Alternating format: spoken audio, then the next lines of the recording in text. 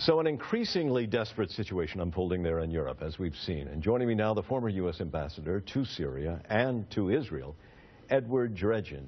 He's currently the director of the Baker Institute at Rice University in Houston. And many of these immigrants that we are seeing, these refugees, are fleeing violence from Syria since that civil war began there more than 4 years ago. So could the international community have taken action long before now to try to have this evolve into a full-blown crisis? Prevent that, rather. Can you hear me, sir? Well, I believe, Martin, yes, I believe the response to your question is yes. I think what we're seeing is a failure of world leadership in resolving the critical crisis in Syria that has now spread to Iraq with ISIS. It's been now 4 years, as you stated, that the Syrian conflict has taken over 280,000 lives. Most of the, almost half of the refugees that you referred to in Europe, there are about 320,000. Approximately half of those are Syrians escaping the war.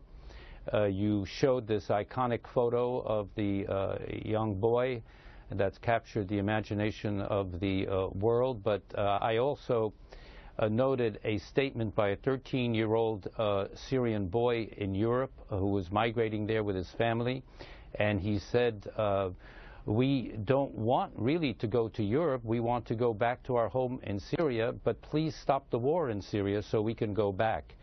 So the real solution is to resolve these conflicts in Syria and Iraq in order to stem the origin of this exodus. Of course, there are other refugees from Afghanistan, from Somalia and Eritrea, but it's the real crisis in the Near East that is the cause of this, what we're seeing in Europe. I don't think the United States, especially the public, is too desirous of wanting to get involved militarily into Syria any more than they already are.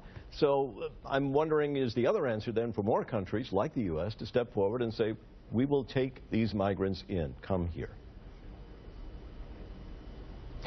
Well, the United States has a policy of receiving approximately, I think, 70,000 or 75,000 migrants, refugees per year.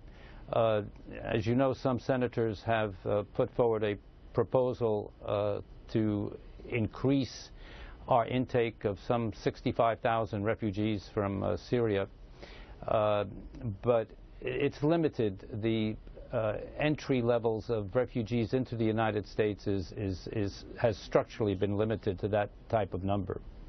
And so where does this go? I mean, do you just see this problem exacerbating now as more countries say, well, you can come to us? That will encourage more people to leave the refugee camps along the border there in Jordan and elsewhere. It seems like this is only going to get worse.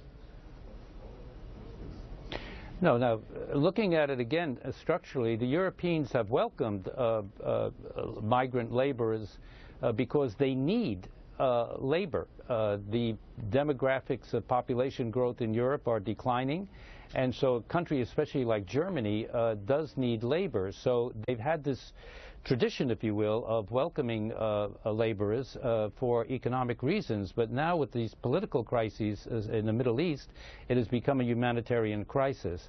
I don't see it ending in the near term. When you look at the number of Syrian refugees in Turkey, almost 2 million. In Lebanon, over 1 million, almost a third of the population of Lebanon, and in Jordan, about 700,000.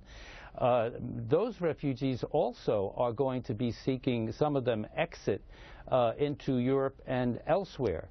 So unless there is a solution to the horrible conflicts that we're witnessing in Syria and Iraq, and the rise of ISIS and the instability in these countries, and failed leadership. I mean, when you really get down to the source of it, it's the failed leadership of these governments in the Arab countries that have not provided the basic and security and economic growth for their people, that have caused extremist groups like ISIS and Al-Qaeda to cause havoc in these countries. Mm-hmm. Bashar al-Assad, the president of Syria, he fired on his own people and virtually ignited the civil war there. So conflict resolution is the structural solution, but in between that, Bridge, the community, the international community has to come together and coordinate on refugee relief. Ambassador Djerejian, thank you very much for your insights. We hope they do come together, and love to see an end to that conflict. Thank you.